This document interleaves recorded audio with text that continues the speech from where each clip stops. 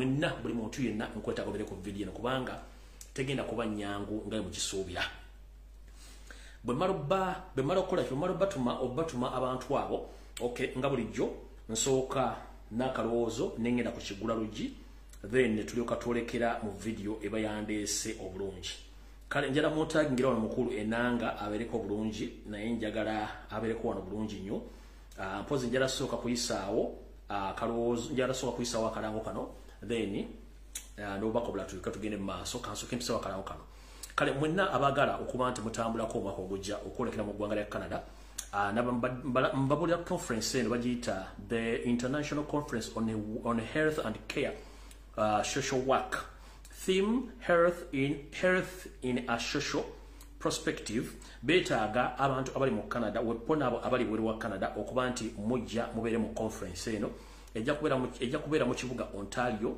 nga address wa conference center wegenda kubeera mu Ontario Science City as 770 Don Mills Road, North York on M3C 1T3, the conference hall. Ejja kuba reported by GEC.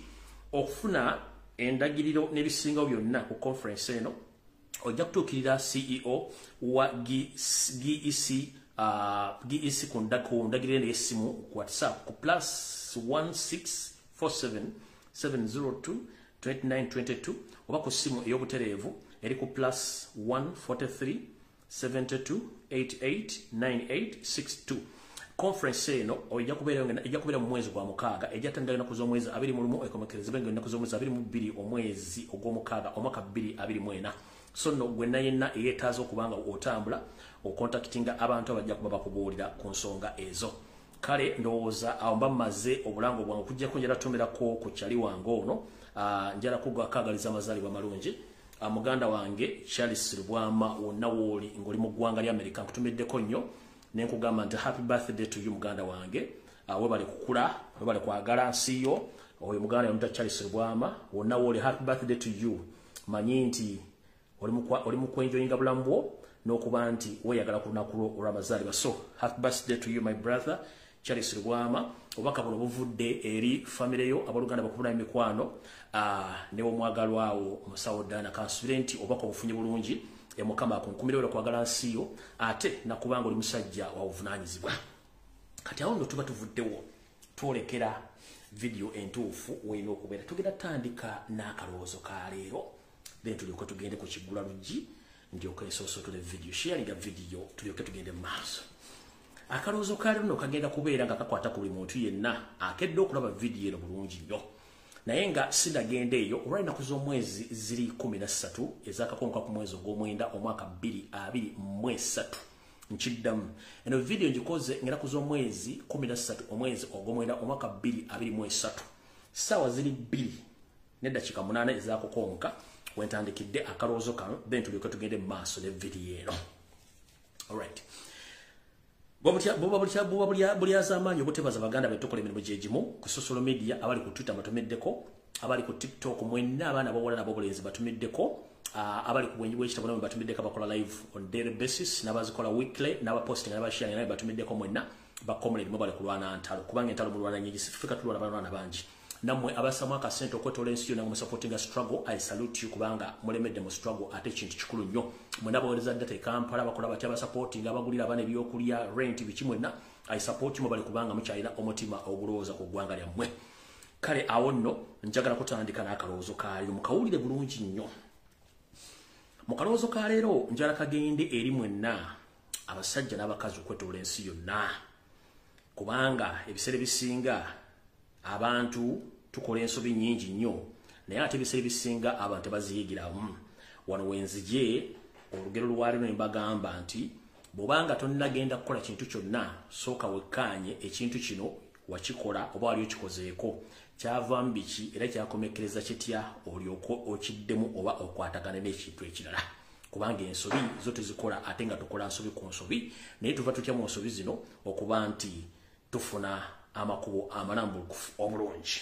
Tutandise tutya tutandise mu kalowoozo ka leero nti ebiseera bisinga ffenna abantu abalya mmere tweyagala nnyo era nitusagambiza nnyo nga bakimezezza okw'omusana mu biseera ebyemirembe era tomanya nti mu nsi mulimu ebizibu kiringa bw'onobeera ng'otudde mu makaago olya emmere yo naye nga tomanyi nti eri omuntu atalidde emmere oba eri omuntu atalina waagenda kwebaka ekyo tokirowoozaako oyinza okuba nga oli mu kkubo oli mu disiko oli mu kunywa mwenge naye nga tokimanyi nti waliwo ali ku oxygen mu ddwaliro era nga tokimanyi nti mu ddwaliro eri abafa naye gwe kennyini lw'ofuna obuzibu oba lw'olwadde ne bakutuusa mu ddwaliro omanya nti ensi yafadde eri abantu abafa naye ng'ate ogwo oli mu kweyagala kale mu mbeera ng'eyo njala bajjukiza nti mu kanyomero ka leero kano akakalowoozo ka leero njagala buli muntu ayigire ku nsobi eyamutuukako ate asobole okuba nga avunuka ebizibu byonna byaba atuuseeko tutandise bwe tuti ebiseera bisinga mu kalowoozo ka leero tumala kwekoona tuliruka tujjukira ekyo kyonna ogwo muze guli ku buli muntu yenna assa omutonzi gwe yatonda tumala kwekoona ne tujjukira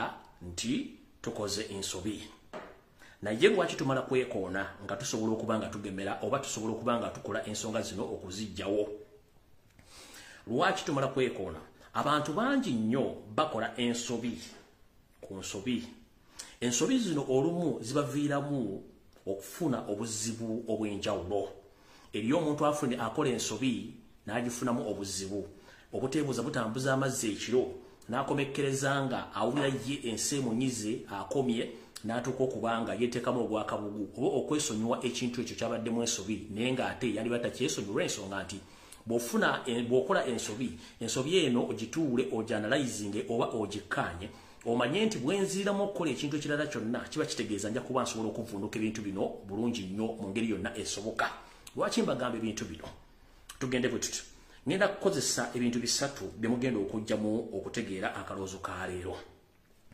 tukimanyi nti ffenna abasajja n'abakazi ku nsi tuyimiriddewo lwa mukwano gwe tuyita laavu mu luzungu abanyankole gwe bayita olukundo naye ebiseera bisinga nti ogenda okwesanga ku bantu 100 abadde mu mukwano abantu abamalako n'abantu babadde nabo babeera ebitundu 5 ku buli 100 abantu 95 ku buli 100 abantu 95 ku buli 100 bo bakomekkereza baawukanye n'abantu be babadde babaagala kiki ekibaawukanya z'ensobi ze bakola nga bali mu mukwano naye njala kubuuza munnange gwe nga tonnaddamu kwagala kugwa mu mukwano oba kwano bakwanibwa njala sooka kugamba ensobi ezaakukyaya oba ensobi ezaakuvirako okyawa omuntu wazikyusamu nga tonnaddamu kwana oba nga tonnaddamu kwanibwa kubanga bw'onoddamu okwanibwa nga teweeterezezza ku nsobi zaakukyayisa oba zaakukyaya muntu kiba kitegeeza nti era ojja kudda mu bbanga mpawe kaaga oddemu okola ensobi zeezimu era mwawukane n'omuntu oyo kale nga tonnaddamu kugwa mu mukwano oba kuddamu kukwano oba kukwanibwa sooka weetegereze ensobi ze nakola nga ndi mu mukwano oba nga ndi mu mukwano n'omuntu omulala ezankyayisa oba ze nakyaviirako kukyawa omuntu nazitereeza bw'oba tewazitereeza then toddamu okukwano oba tebakwana sooka weetereze olyokoddemu okwane kubanga abantu ebiseera bisinga abantu beerabira nti balina ebizibu balina ebikyamu bo ng'ate balowooza nti batuukirivu okusinga bannaabwe ne bakomekkereza nga bamalidde obudde n'ebiseera n'okwoluna future za bannaabwe mu bintu ebitategeerekeka naye ng'ate bandibadde basooka ne beekuba mu mutima nga tebannaddamu okwana oba kwanibwa sooka weetegereze ensobi ze wakola nga bakukya obanga okyawa wazitereeza olyokoddemu okwane oba okwanibwe kekawatikatirwa akasooka kwakatirwako kubiri kaakano mwenna eri abasajja n'abakazi njala kutegeeza nti ffenna mu nsi muno tukolerera kuyitamu so si kuba bulungi so si kuba bubi buli muntu yandiyagadde okubeera obulungi era buli omuntu yandiyagadde okubeera ng'asobola okweyimirizaawo era nga yeekozesa kano akanyomero kagenda eri abantu bonna ababadde baddukanya bizinensi oba baddukanya bizinensi njala sooka kubuuza muganda wange wakwata ensimbi oba obwoma n'oggulawo edduuka oba n'oggulawo kkolero n'oggulawo bizinensi yonna ng'olina okufunamu ekyo ekigula magala eddiba naye bizinensi eno akaseera kaatuuka n'okola ensobi bizinensi eno neefa togge neeyonooneka ensimbi zo nazo ne zifiiramu naye nga tonnaddamu kufuna bwoma kuddamu kutandika bizinensi ndala weetegereza n'otuula bulungi ne wekkaanya nti ensobi ezaaviirako bizinensi lyasooka okufuna ensimbi z'okutokomoka ensobi ezo ozirongoosezza oba ozekkaanye nti tezigenda kuddamu ate kwonoona ssente zo nakwonoona bizinensi yo kubanga tukimanyi nti ensobi oba mu nsobi muve engolokofu tuba kitegeeza nti buli muntu yenna abeerako ensobi gy'aba yakoze naye ensobi eyo givuddemu otya osobola ogirambulula ate osobola okweyongerayo kubanga n'abaana bato bennyini betuzaala betubutuza munnange asooka kubanga omutadde wansi ng'omukyusa bukyusa bw'amala n'afunamu olungu bwangu bw'anaaba ng'atuula bw'amala okutuula n'ayavula bw'amala okwavula naye mu process ey'okutambula okutuuka okutambula okwetengerera agw'ebigo era olina mutangira butangizi kati gwe yenna ali mu bizinesi nga wafunamu obuzibu bizinesi yo n'egwa ensobi ezasula bizinesi eri ozeetegereza nga tokyazirina era osobola ozikola obulungi ne zitereera n'osobola okuyimirirawo yensonga lwaki nkubuuzizza nti nga tonnaddamu okukola bizinesi kintu kirala kyonna sooka weetegereze ensobi ze wakola ozitereezezza awo nno nvuddewo kati kanfundikire n'akawaayiro akokusatu mu kalowoozo kaaliro gwe wenna gy'oli munnange mmanyi mubeera bulungi nnyo nga mulina ensimbi mweyagala era temumanya musiru yenna ali ku nsi naye lwofuna ekizibu lwomanya nti sooka oliddeko bino ebizibu lijja abantu babifuna ate njagala sooka babooza era mbategeeze mukimanyi nti omuntu bw'afuna ebizibu alowooza nnyo era apulaninga nnyo naye okimanyi nti bw'obanga oli mu bizibu opulaninga nnyo era obeera ne positive vibe oba positive reason oba reasoning capacity ebeera waggulu olowooza nnyo opulaninga nnyo ndi bwe nva mu kizibu kino nga nfunye ssente ngenda kukola abcd ngenda kuzzaako kino era ensobi sirigiddamu kino kijjira nnyo ng'omuntu ofunye ekizibu kijjira nnyo ng'oli mu kkomera olowooza nnyo programs nnyingi nnyo eziri positive z'olina okukola naye the moment kasitova mu kizibu ekyo simanyi programu zino gye ziraga sima biwaloziza gye biraga naye ng'ate abantu abasinga obungi abalina reasoning capacity entuufu bw'abeera mu birowoozo bino ng'alina obuzibu alowooza nnyo era ebintu by'abadde alowoozezza abiwandika nnyo wansi singa aba ateredde bateeka nnyo ebintu bino mu nkola kyovula nti ne Bibbuli yeekugamba bw'osanganga abantu bano babiri wammanga oyambangako gwe ngenda obbagamba Bibbuli yeekugamba nti okusanga omwanvu mpanga byoya ng'ayagala ssente n'okusanga omugagga binyonkondo nga yayinako ssente n'ayavuwala okwatanga ssente n'oziwanga oli eyaliko omugagga kubanga kijja mwanguyira nnyo okuddamu okukozesa ensimbi ezo okugaggawala dani oziwo ono mwavu mponga byoya olw'ensonga ati talina ati wadde essuubi eriddamu okugaggawala gyensonga nakibaga nti amazzi gakulukutira gye gaali gakulukutidde ke kalowoozo kaayo tugenze ku Kigula Lujji. Alright, Ekigula Lujji kyaliro nno nakyo si kyangu era mukiwulire bulungi nnyo. Ekigula Lujji kyaliro nakyo si kyangu naye mukiwulirize bulungi nnyo bayinza bwe nti bwe njogera ebyange. Era batumiddeko mwenna abaagala Ekigula Lujji wano ku Lumbuye Broadcasting Service Consultant buli bulungi. Consultant nammwe abeebuzabuzanga abafuka banaaba oba abeebuzabuzanga omusajja asitama afuka mutuuse bulungi nnyo abagamba temulaba videos zino ate nga bamukera kuno batumiddeko nnyo Consultant muweze era muli bangi nnyo. Alright. Mu Kigula Lujji kya leero kigenda kuva mu lugero olugamba nti enswa bw'ekyusa amaaso oponga naawo envubo okyusa nti enswa bw'ekyusa amaaso nga naawe envubo okyusa. Lwaki olugero luno lusoma luti oba lugamba luti?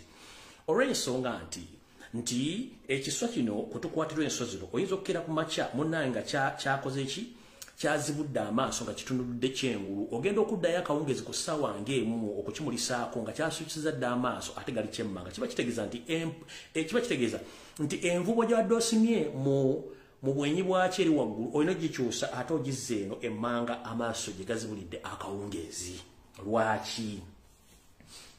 Ebiseera bisinga mbagambye nti omuntu yenna mu bulamu abeera na biki bye yeetaaga n'ebyo by'ayagala naye ebyoyagala obituukiriza era nga tonnanyiga ku mutwe gwo kugere gwoyo atunda omutwe gw'ente ku mudaala nti owaaye omutwe gw'ennyama guno nga omutwe guno ogw'ente nga tekuliiko nnyama nga tonnajerega muntu yenna oba tonnajerega mutunzi wa nnyama sooka onyige ku mutwe gwo guliko ennyama olyoke munnange olyoke ogerege. Mu Kigula Lujji kya leero njala kigende eri mwenna abaagalana nammwe abanoonya obufumbo oba omukwano omutukuvu mumpulirize bulungi nnyo.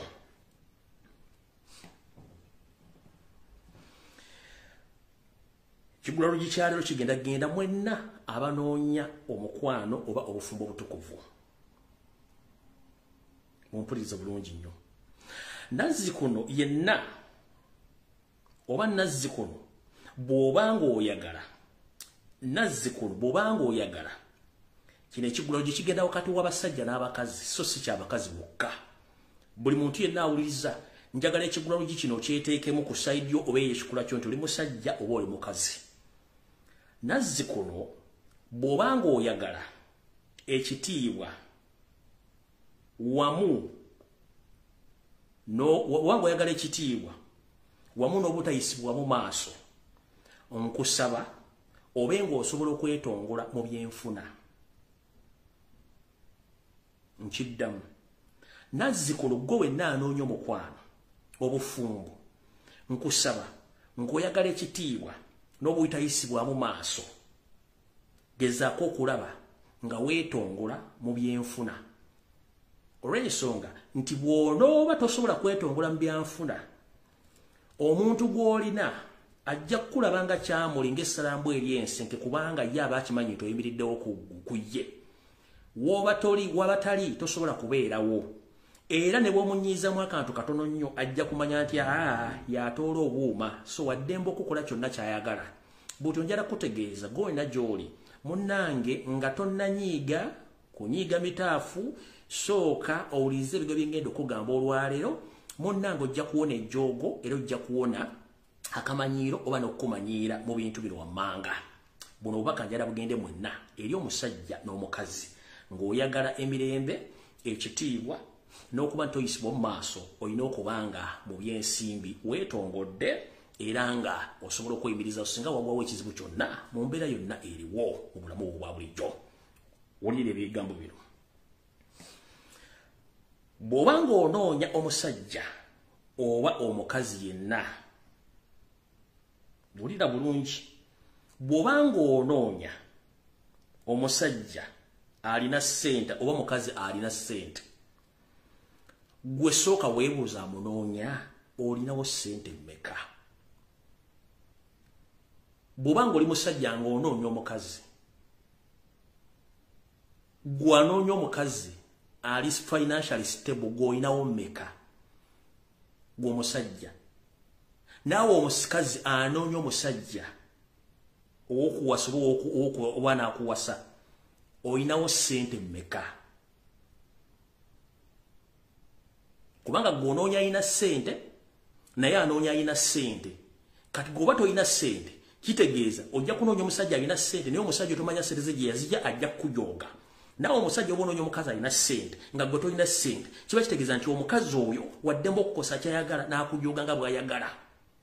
Kyenkugambye nti oba tonnajerega mutwe gwa nte guli ku bbuca sooka onyiige ku mutwe kuliko ennyama. Ekyo nkimaze. Tugenze ku kyokubiri.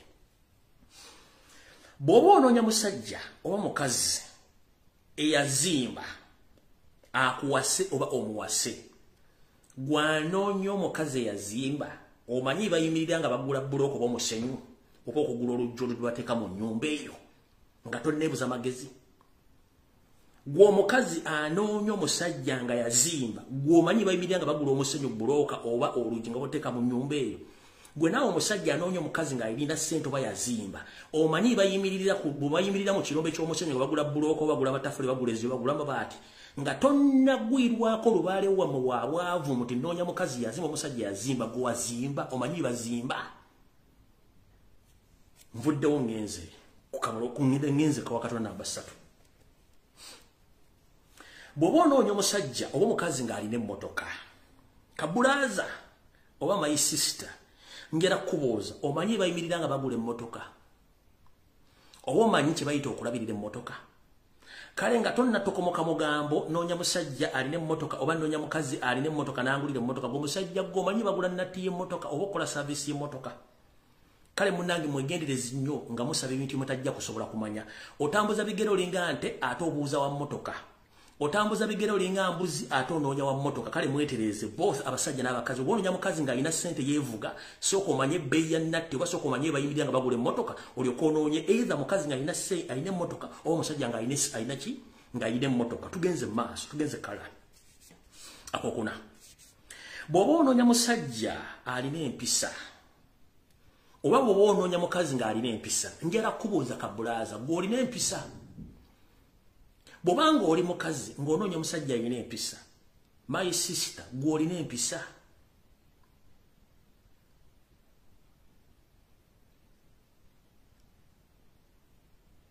gw'olina empisa onoonya mukazi alina empisa ne gw'olina empisa onoonya musajja alina empisa gw'olina empisa kyekibuuzo kyensooka okukubuuza kale sooka onyige ku mutwe gwo nga tonnabuuza bibuuzo bingi gye tugenze ku kawakati akaddako bw'oba onoonya musajja oba mukazi ategeera njala kukubuuza gwe kabulaaza anoonya omukazi ategeera gw'otegeera era otegeera lunaku ki bw'anoonya omusajja ategeera omukazi gw'otegeera bulungi era otegeera lunaku ki before nga tonnanoonya musajja ategeera oba mukazi ategeera ng'onoonya musajja ategeera gw'otegeera era otegeera lunaku ki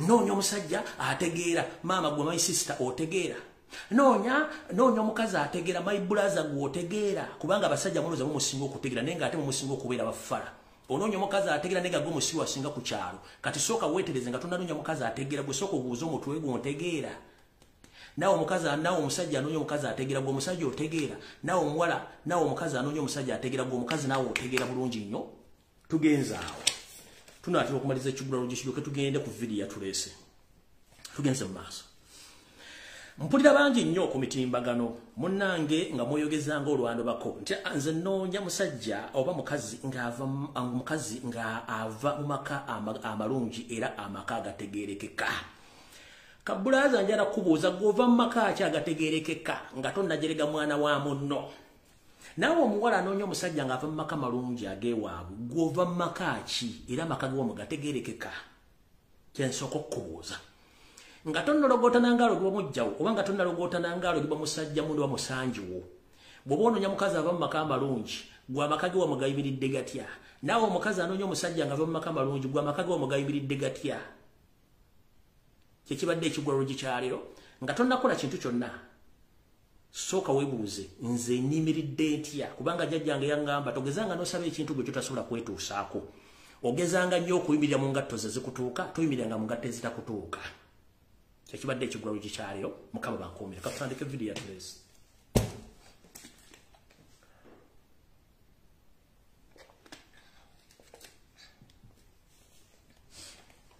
tugenda tutandika tutya tutandikire luddawa alright katutandike bwe tuti kasudenti the Inspector General of Police Mr. Okoth Ochola, you are available at the moment.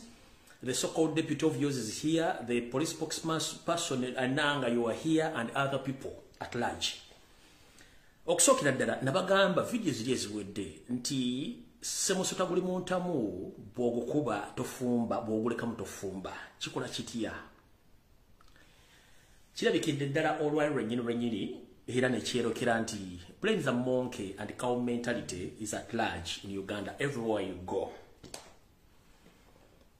Tubadde tuli awo nga batusindikira omukuku gw'ebbaluwa nti bayimiriza enkuŋŋaana za President Robert Kyagulanyi Ssentamu obutaddamu kutambula wantu wonna ne bafutukiramu omugambo bungi nnyo obudde tulina butono simiti naasobola ogirambula naye njala sooka kubuuza mukulu Enanga Robert Kyagulanyi Ssentamu n'ekibiina kya National Unity Platform si baakola road map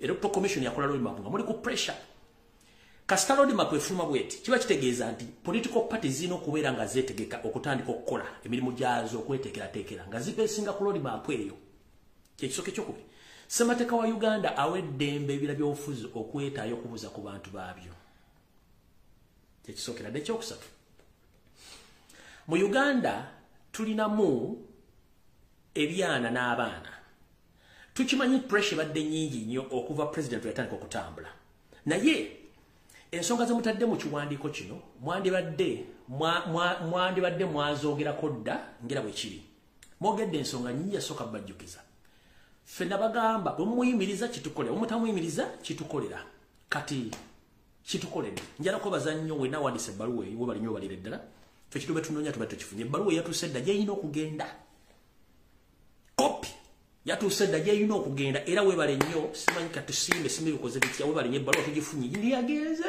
dda signed and received yagenze dda gyobujje gyetwaga omanyi nabaga abantu bano totta kibe nga tonagikenenya ndusu totta kibe nga tonagikenenya tubadde twagala ebbaluwa omanyi waliwo kye bayita recommendation oba reference So all along we've been waiting for a reference. Mwekolede nga sefetu juwandisa. Ebintu bingi tuba tuyogera nga international community gamba wa oyo koso propaganda kati ebbalwa gye mutuwadde ebadde verification code gye tubadde tunoonya mu such a situation. Ate mutuwadde ebbalwa ng'ekoleddwa mu sitambu eddu. There is no democracy in Uganda. Ne mukitutira bulungi sitambu ebbalwa yagenze dda yatuuse dda. Reason being mwagala nnyo okukebera amazzi oba waliwo akatebe oba tewali katebe naye akatebe mujja kagwamu. Kansukira mbuuza muyimirize enkungaana mugenzo ziyimiriza ng'already timetable y'omukulembeze agifundikiddwa mu kitundu kya Arua era ne mutya nnyo well and good. Naye kansubire nti bwe muyimiriza tuweeno Muhoozi Kanyerugaba did the drinking general naye mugenda kuyimiriza enkungaana z'abadde akuba. Ebizibu bingi ebira mu nkungaana za Geno Muhoozi Kanyerugaba mwalimu n'okusiyaga omuntu mulamba naye musango tegwajja mu public era tegulina ogwawaabibwa. Kati mwe muzze mutulirako obugege nti ate simanyi waliwo omuntu business z'omuntu zaayononeka embalala ne bakoona emmotoka y'omuntu sime biki. No, bino byonna tubadde beesuubira ne mugenda kukozesa ebintu byokola ki okuba nti mbikozesa naye nga tewali kintu kyonna kyabbibwa kyayononeka era tewali kati mukulu Enanga ne mukulu let me see here ono guy yani unawandisa ebbaluwa eno mulaba alright mulaba mukulu Katisigazi tumusiime wandibadde bw'oba wandikaga ebbaluwa next time because you are major general you provide us with the evidence or with the reference. Police begulawo omusango kubeerako reference number. So you've already sent us this letter publicly, but there is no reference. Mwandibadde mukotinga reference abagenda ne opening omusango embalala abagenza opening omusango ehoyima ne mwagwa gye mugambi mwandibadde muleetako cases zimwe ziteeka mu public. Nti so and so yawabye musango nti abaana ba Nuupu bano kibiina kya Nuupu kyaziza omusango fulani wano bwe gutu. There is no reference, there is no evidence biki byabaddewo. So use cow mentality properly when you're writing these letters. First and foremost, sigenda kwogera bingi. Ene ebbaluwa kino kitwala omunako. This is a fake letter according to the laws governing the country of Uganda. This letter is fake. How fake is it? Ene ebbaluwa kino kitwala omunako. Ekisokera ddala. Mu mateeka agafuga ssemateeka w'eggwanga omuntu yenna okuwandika ebbaluwa ku lw'omuntu omulala publicly kubanga police is a public service unit. Owandise ebbaluwa n'ogamba nti for Inspector General of Police. Inspector General of Police ye Mr. Okoth Ochola. Omuntu yenna okuwandika ebbaluwa ku lw'omuntu goyimiridde mbigere byokuwandika ebbaluwa eyo olina okwadressingira public n'ogiga nti mpandise ebbaluwa olwokuba nti the Inspector General of Police taliiwo mu ggwanga oba mulwadde ali ku sick leave. But tetunnamanyako Inspector General wa Police Okoth Ochola gyali oba yafa oba ali bweru wa ggwanga oba mulwadde ekyo temukimensionize ngono mu bbaluwa negwe ovudde noga nti owandiise ku lwa Inspector General of Police naye ate waneera totaddeewo nti gwe Deputy Inspector General of Police mukweka ki wandibadde indicating that have written this letter as the Deputy Inspector General of Police wabula ogiwandiise nga gwe Katisigazi tumusiime. Kati omanyimu Abanyarwanda nakano ka group ka Museveni akakabano mwerabira nnyo okusoma mwasoma naye temwayita mu Banyankole origino tulinde ebyabaliita Kasigazi naye lino eryammwe ery'Abanyarwanda ne muteekamu ti wakati Katisigazi tumusiime. Mwasomera ludda abakulu erinnya muddo Katisigazi tumusiime. Abanyarwanda mufune ku bwongo mukayana nnyo naye ng'ate mulinga eddebe ekkalo mutali mwanyi. Tetulina mu Banyankole temuli muli ne Katisigazi tulina Kasigazi kati gwono wakati muli mutti yiyo ti Katisigazi mutemanti bintu byasobolera kati no mwami ono records zisoma bize kubanga mu mateeka ga Uganda mu police rankings temuli mu major general temuli mu major general wabula omwami ono records ziraga nti omwami ono records eziraga ye Godfrey Katisigazi Tumusiime, a Ugandan military personnel. Godfrey Katisigazi Tumusiime is a Ugandan military officer and a diplomat who served as the Deputy Inspector General of Police since January 2022. He is a Major General in UPDF. Immediately proper to his current assignment, he served as the Deputy Commander of the UPDF Air Force. Kati mu mateeka gali musimateeka w'eggwanga ene ebbaluwa nfu 1 agiwandiise mbukyamu. Where is the Inspector General of Police who was supposed to write this letter? Secondly, you are in the wrong office in the wrong time, because in the Constitution of Uganda there is no any serving officer who is allowed to serve me in any other force without resignation or resign from the other forces to join other forces. You are still a serving UPDF officer. How dare you? You've written such a letter on behalf of police, but you are in UPDF. Semateeka wa Uganda kugamba omuntu yenna okugenda okusavinga mu kitongole kiranga oluwa amagye oba oluwa prison oteekeddwa okulisigninga mu magye gali oba mu force endala ne bakwenrolinga mu force endala. Era mu poliisi tetulinamu ranka gye bayita Major General. Wandibadde retired Major General, but you are still a Major General. Kubanga okuwandika ebbaluwa mu mateeka wandibadde retired nti wawumula amagye. No general nga retired, but you are still an active Major General. This is a fake letter, and this fake letter is unconstitutional. Eno mu mateeka letter tekkirizibwa nfu. What is okotho chula taliwo. Details zonna ze mutaddemu ziri unconstitutional. Zonna details ze mutaddemu kubanga mulimu panic. Mutaddemu details enfu. Kaji bayiri mbanga want to gende maaso. Muwandiise bwe muti. Pro 1332/01. Press release notes suspension NUP mobilization activities until further notice. Nemugamba, as you all are aware, police under its mandate to regulate public meetings under the section 32/1 of the Police Act grant permission to the National Unity Platform to conduct national-wide mobilization and office opening of the party. Additional guidelines to the proper conduct of the activities were also given, which include proof of permission from owner of the venue gathering in town halls. Na injala kubuuza mu town halls. Didigi yali akoleddeko olukundanga mu Uganda mu town hall oba Yoseri yali akoleddeko okulunda mu town hall? No. Why are you asking Kyagulanyi to conduct his rallies in a public hall? Tugenze maaso.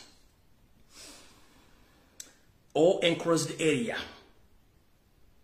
Procession public order management violation. Mwakula public management order bill to prevent such incidents. While we completely support the rights of individual groups and other citizens to peacefully gather or assemble and makes their view on national matters public, we have noticed that in all areas where NUP mobilization activities are being carried out, there have been the total breach to the guidelines, thus causing public disorder, unnecessary traffic jam, loss of business, miscellaneous damage to property, or instance in Mbarara City, where crowd supporters vandalized a Toyota Hiace number registration UDB 251J and the traffic incidents, including a fatal one in Hoima City on the 11th of September 2022, where a one Mugisha normally died and 10 others got serious injuries during the NUP convoy. Kati mukawairo kanu webabuuliza gumukuru Katisigazi. Where is the reference of these cases you've indicated in these letters? Kubanga police people come and report the cases and you give the reference to those cases. Where are the references? References ziriwe ziraga nti unimisango judges mentality mubasajja muli basiru the extent mulowooza mufuka. Tugenze maaso. Further, 4 in Kasana Luwero district, the mobilization activities was used to incite violence, promote secretarianism and make a legitimate call for the removal of elected government and ensures of defamatory statements against the person of the President of the Republic of Uganda since when? Who voted Museveni? This is to remind you, even the chairman of the Electoral Commission, this is Simon Byabashaija, it took him almost a full month to balance the votes of the previous elections. Kyatwalira Simon Byabashaija nakatana funa proper balance ya results. Tumanyi nti bwe tuba tubalanga tubala percentage mu by'obulo mu kintu tubala 100%. Byabasajja yabalo ne bugenda mu 105, 110 nga buli ku balancinga. So who voted Museveni? Nobody voted Museveni. So mwogere bigo bino ngambira ko ovunanzi, but the person of Museveni, who is Museveni? Why is it that important that Museveni is mentioned here? He's not elected president of Uganda, and the public knows that. That's why people gather to celebrate and to welcome the elected president. Don't be fooled, Mr. Tumusime Simanyi Katisigazi. You are fooling yourself that you understand, but you don't understand. Tumutegirira koda nonda kunolumu. Ate sara kunjogeza luzungu wange luno nawo lutono nnyo ne mutunyiza nnyo. Tugenze maaso kangereko kine kisembyeyo. Yikaso ngwononga sidi waliwo sisoni wano bulungi nnyo linda ko wano wesibategeredde wano wesitegedde bulungi nnyo. Wana mugambye nti inciting violence and promoting secretarians njara kusoka kubuza. Since when oba kuva ddi ng'omuntu bw'ayogera ebiruma abantu mu kitundu waali kyafuuka kusosola?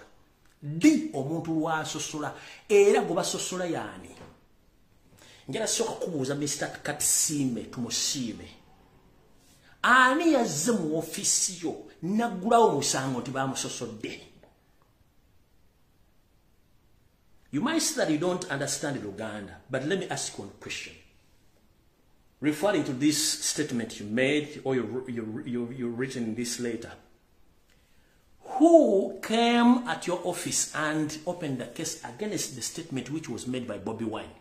Can you bring out the evidence or the reference of that case or that report? No one.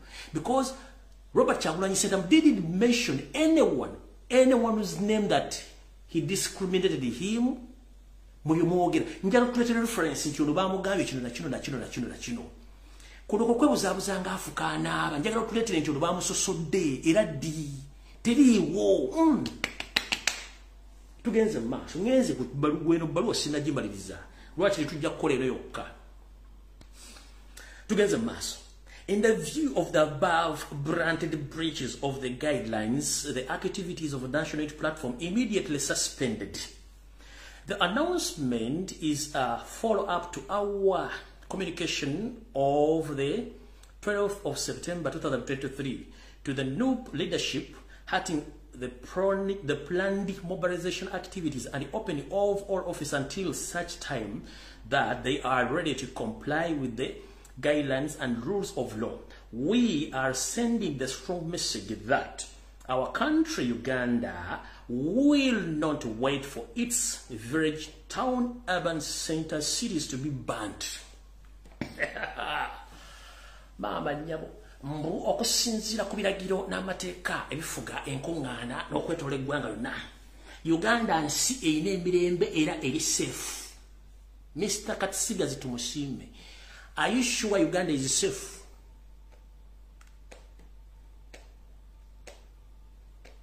People are dying every day. People are kidnapped every day. Even including your boss. These days he fears himself. He even fears his own shadow to the extent that he purchased a bulletproof popcorn machine where he enters that machine and he closes himself there without allowing even his bodyguard to come near to him. So that is the safe country you're talking about. You're still safe. Mukama okenyiri yakuwa omulimu. Yagula akuma kemberenge akali bulletproof moye kweka mwatambulira emotoka zanda za bulletproof. Yenseri safe. Njara kubuuza ogambye muno protectinga ebyalo obutawuni amatawuni n'ebintu by'abantu balina byokya ku ntambula zonna za Kyagulanyi z'akoze. walabe wadde olupapula lw'amawulire lwebayokya mu kkubo mukulu njagala oleeta obujulizi ne video nga twokyeza olupapula lw'amawulire banga omuntu ayokyeza olupapula lw'amawulire okitegedde mukulu mubeere ng'abantu bakulu nga mwasoma mulina ku magezi njagala otuleeta wadde olupapula lw'amawulire lwebayokya mu kkubo nti nupu eyokyeza olupapula mbula tugenda kwokya ebibuga tokiraba nga mukulu oswadde n'emyaka gyo tugenze mu maaso njala kugimaliza twangu tugende mu maaso. We are going to put an end to the mob mentality, bullying, intimidating tactics of NUP, radical against the innocent civilians and law enforcers. So, Ogambye mugenda kuyimiriza enneeyisa embi, obukodyo obukyamu, n'okwogera okutali kulungi eri bannansi abatalina musango n'abo abakwasi b'amateeka abayisidde obubi. Mukulu njala kubuuza, mukwasi w'amateeka akyayisidde obubi, munnayuganda ki ayisiddwe obubi mu NUP bwe badde etambula? Brains are monkey nga njifundikira.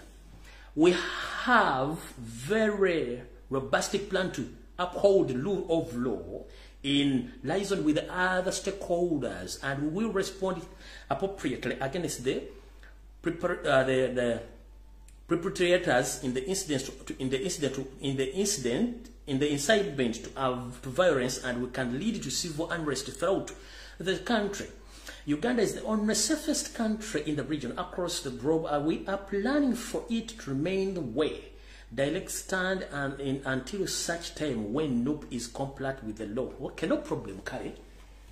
Mugambye nti temugenda kukkiriza mujja kwasaganya ensonga zammwe mulabe nti muleka eggwanga Uganda nga tereevu kubanga tereevu okwetola East Africa, okwetola Africa n'okwetola ensi yonna, era nga mujja kikola okulanga NUP ebeera mu mateeka katugamu okutambula abantu okujja okwebuuza n'okwogera ku bantu kibatiisizza nnyo kuba temulina numbers. It's all about numbers, and you fear numbers. But you mutya ne kimutamanyi kijja. Kati awutuvuddewo. Kati mukulu enanga bakutumye yogere bigambo bino. Ne mukulu enanga nawe mukulu tumusimijera babuuza. Bemba munoonya abantu basosoze. Mukama mwono yakozesa ate eno message njagala egende mwenna eri bannayuganda.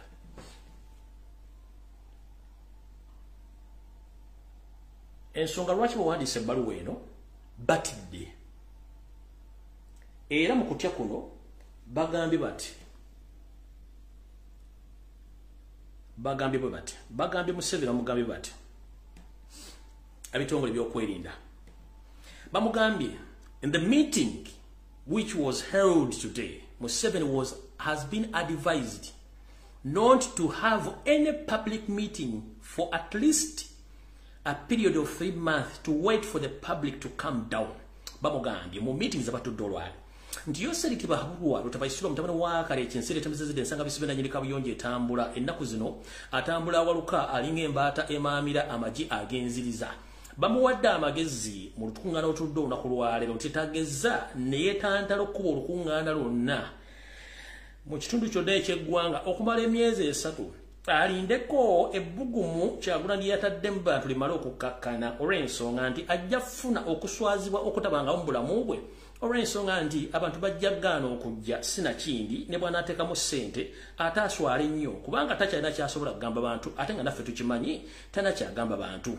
Yamugamba munnange newankubadde oyagala nnyo okwogerako eri abantu sigala mu ofisi ng'otudde okuggyako ky'olina okukola kwe kutandika okubeera mu miitingi ez'abaminisita okubanga bategeeza bagende bakola emirimu egyo olw'ensonga nti ojja kubanga omwana gwe baseera nga bamuyimbira akayimba sirikawo bebi maama atarudi kesho y'ensonga lwaki bagambye okola ebintu bino. So eza mukitegedde temulina kye mugamba bantu kati ng'oyagala okumanya abasajja bano obusiru bwabwe n'okubadde okutiisibwatiisibwa. Njagala owulira speech ya mukyala gwe bayita Musafiri Nabbanja bwe yagenze ate ewaabwe ng'akupira omusajja oli campaign n'ebifo nga sinazannya video ya Nabbanja eri ng'agenze okubiwonera mu campaign.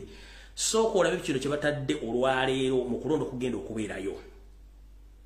So mayenze nina drone buli wamu nabagamba sooka olabe kino ekiri mu kibuga oba mu kinu kye bayita Hoima Kitoba Hoima near a former minister Mugana Kajula kino kye kiriyo nga bayetegekera onkyo okubba akalulu. Ba minister bonna ba RDC ba giso ba pusu ba fiso ba minister bonna basuzeeyo kino kye kiriyo. Museveni positive give ulida eno video tujikwata empola. Ekyo kye kiriyo gye basuzeeyo. Tundula.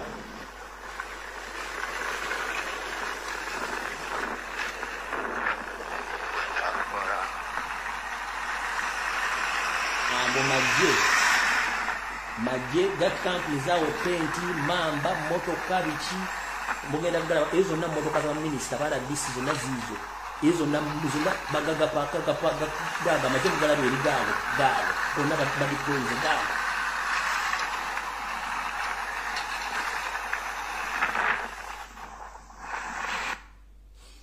So that is tomorrow ngenda jiddam mulyoka mutegeere ekigenda okubeera ehoyima. Fe tubera na information tujifuna ku ground buli omu tuba tujagalidde kanzire mu video eno tuleke tugende mu maaso. Kino kye mulaba essaawa zino kino kiri kitooba okuliraana n'amaka ga minister yali minister Mugana Henry Kajula kanga baddiremu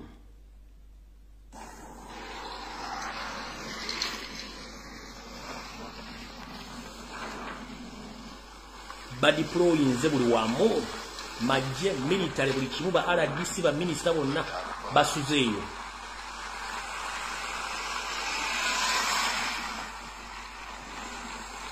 Gago ga campings omotoka za minister ezaba RDC amaje mamba tanka byonna bigo amaje gago mugala ge bayiye gago.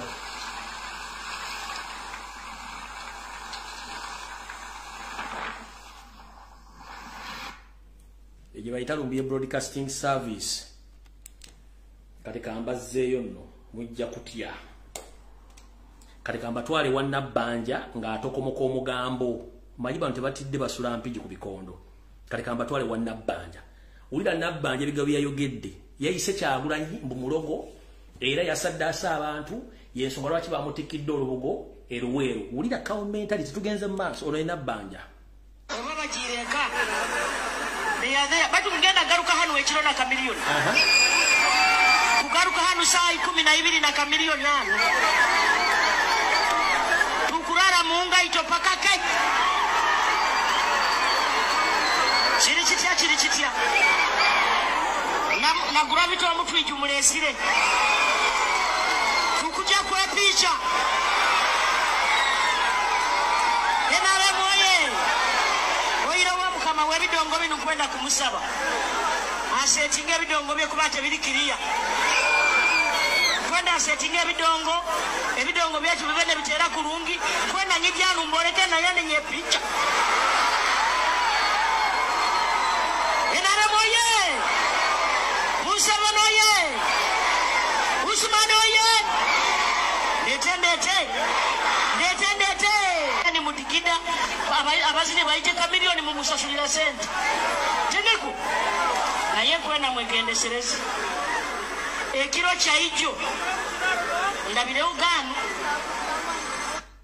abantu abandi baina ebintu bya sitani ati abantu bafire gehani ebisitani mu biboine mukumara gagenda mwija kufa ati abantu babiri bafereire kandi n'abandi bayido ali mu byamaroge ebyo tukamulora ijwe lyali luwero nibamusiba embugo mutamulora ajwaire embugo mukamulora ati mwegendereze kiro kino bangambira balete mutulukire mu nju zanyu bajja batomera ngoli agena atyo naroga abantu n'abaroga ali mu byamarogo mwegendereze tuli hamwe abarungu mukimanyiraga abantu bafereire gawo nimukikengerega kubafereire awo abo londi kitumanyiro balaalaarawo bagambe na wali kubi muno aliyo bani 20 bona bali akitabu aba boda mwegendereze Katonda atte emyaka n'abaza entengo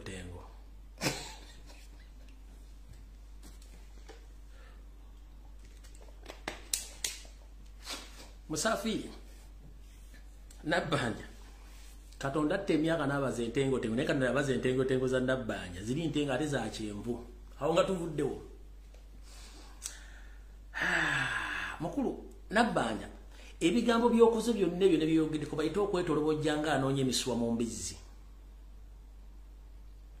Musafiri Nabbanja ebyoyogedde byonna nebyokoze ko bayita okwetolobojjanga anoonye emisuwa mu mbizzi embizi tosobola gifunako musuwa kati bye mulimu NRM ba propagandalist mwenna mulimu kwetolobojjanga abanoonye emisuwa gy'embizi ndi mugiteeka ecupa y'amazzi ewone. It is impossible ekibayita okwetolobojjanga anoonye emisuwa gy'embizi okugiteeka ecupa y'amazzi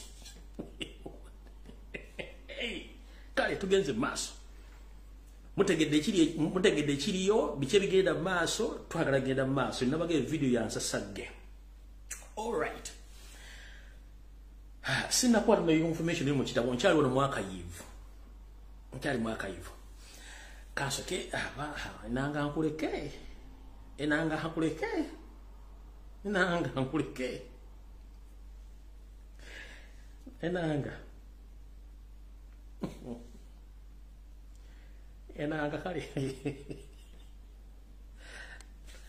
bambi msale tajja tuna kwasa ekisa enanga nkwasa ekisa nesina kyakola kale katugende wono kati abantu bano bakoze ebintu byonna lebigaana ekibawandiisiza ebbaluwa eno nga tebalina ensonga lwaki balina okuyimiza ebintu bya Kyagulanyi. Basooka kugamba talina bantu ne bamuteekako abantu bamuvuma ne balemwa ne bageza kukosa bala DC amagye okutiisatiisa abantu batajja ku laali za Kyagulanyi ne balemwa ne batandika bomu kati bomu yabamazeemu najja ne export kati bomu yabamazeemu ekigojjo era ne bagamba tukole kitukoze olwaleero yeno bomu basinga omungi muyina half video ku social media naye bomu eyasembye yabadde mu paaka enkadde yamazeemu gwe mu kibiina bagamba nti akatuwandiika ebbaluwa ekino ekya bomu kikoze kiganye omukazi yabagete munsiruwalirako enensawo yange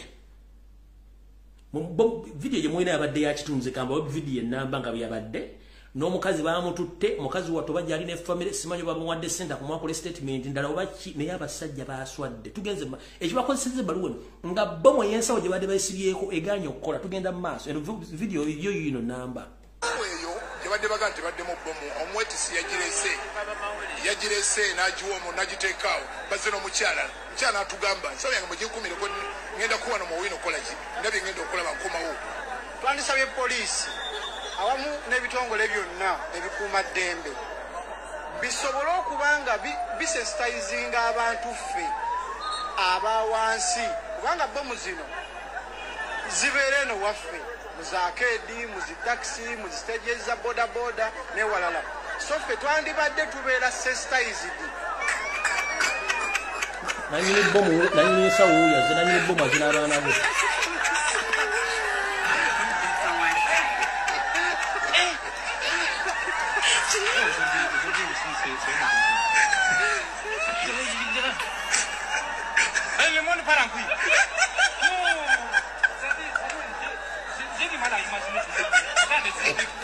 okubolaga nti ensawo yeyaze n'abaana be nga tagitya ne poliisi nene yekesembera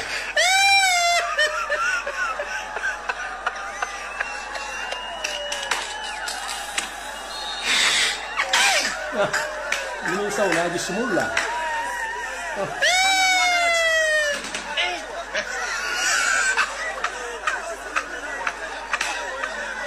yiyo n'agisumulula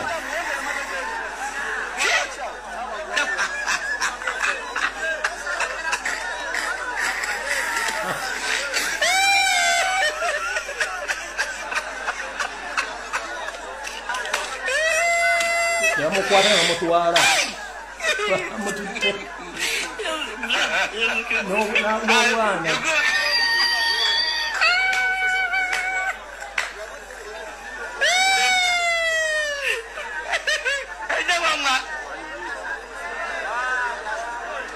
tugenda kumubuuzako lwaki yalese ensawo ole tuwulira amawulire omusituzi w'ebigogo abadde azze n'ensawo eno n'agirekawo twagala tunyonyo ensawo yatukawo tutya yabadde ali ludda wa kiki badde eri mu nsawo ebintu ng'ebyo.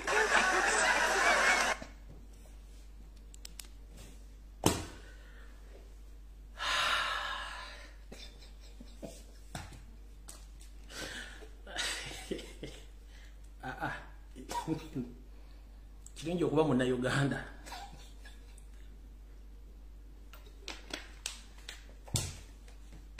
Kati yo bom ekisozibu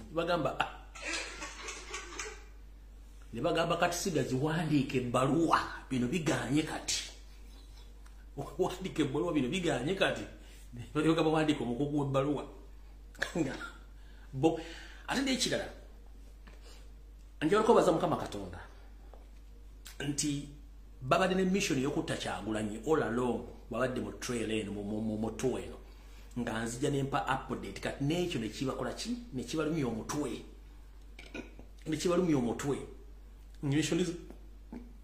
mission zaabwe zonna ne zifa balina mission y'okutta Kyagulanyi mission zonna tuzikuba tuziyuza kati nga kibadde balina okukola ekyo kisembayo kati tugenda abalina panado n'akatambaala mutere munyweko kati tugenze njagala bazze ku basajja bano obulimba bwabwe kati bagenze kubukedde ne batandika omanyi nga banatera okukola ekintu bakubalina ekintu bakuba kita premeditated statement bakuteekawo ki story before nga ekintu tekinnagwawo olwo mission gye badde baagala okuttiramu Kyagulanyi bagenze kubukedde ne bajja mu video omukadde bonna nga Kayihura akyalumye gye bakubamu bombi ki ne basuspect baleeta naye kambaze katono nnyo musooke muli bu statement buno then tulyoke tugende ku video entuufu eyatuleese tetunaba tukyali mu kuggula luggi lwa video tennaba kutuukawo kati Kayihura olumu abasajja bano bamwegaana bakozi bali batega bomba bamwegaana n'anyookera mu meeting kansookerezo aka Kayihura nga basuspect byali alese abayaaye bamwegaanye lyokendezanya kali akalabulira It later got dramatic when one of the suspects said that their commanders changed to police uniforms at night and had police patrol cars, something that Kayihura wasn't happy about.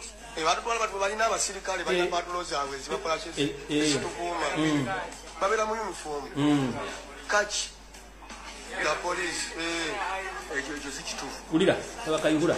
don't take this, that's not true. Even the statement is not that. Baba, you get like you don't It was Zion Hotel is not regarded in the police. So don't take now what he has said, because when he reaches here, these are fellows you can never just show them.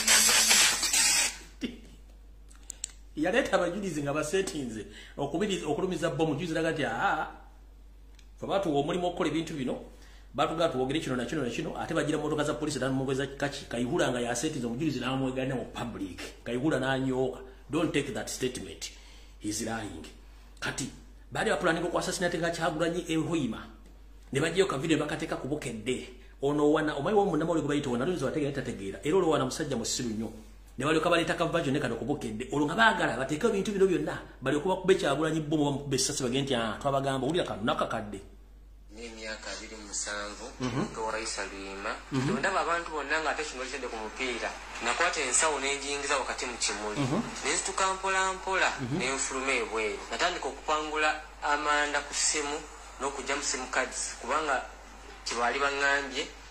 Called Isa Ahmed Lwima. I joined Al-Shabaab movement in 2009. I trained with the foreign fighters for 4 months in Barawa, then deployed in Mogadishu. I was reluctant to pick on Ugandans. My rage was with the Americans, whom I deemed responsible for all the sufferings of Muslims around the world. They are the ones who planted the TFG government in Somalia to stop the Islamic State from formation. The same way they planted Karzai in Afghanistan, Zardar in Pakistan. So that was my rage. That is why I picked on the Ethiopian village because of that mix-up. Ethiopians also being a big part of our enemy.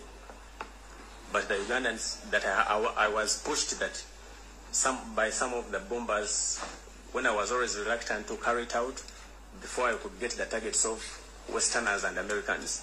I'm called Nsuga Idris. I'm 30. I was out. Hassan narrated to me how the bomb would work. You were just to call that number I had in that phone, and the bomb would detonate.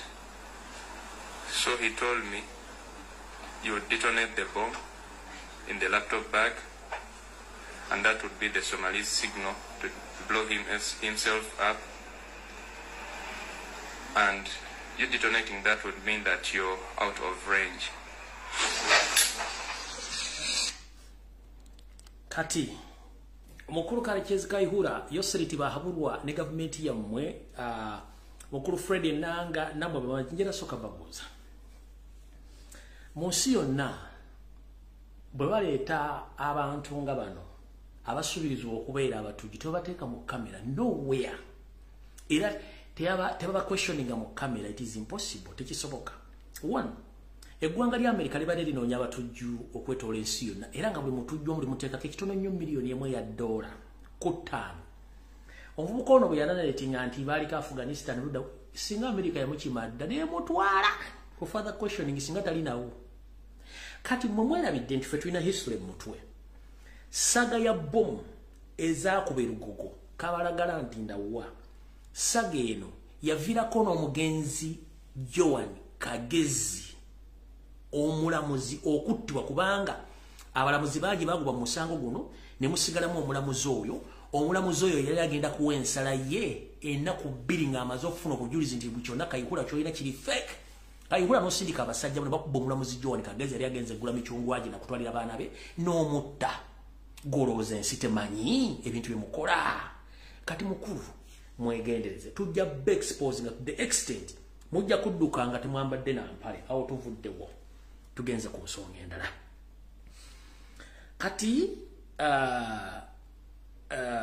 tugenze ku mukulu ono abadde ayogedde ebigambo bingi nnyo naye kansokenza nnyo byeyayogedde. Bwamala obyogera mbawa analysis yange mbawereko na reference. Mu video buno mwabulabe nenze nina engeri gyendamu ebintu byange mu ngeri endala ennyo.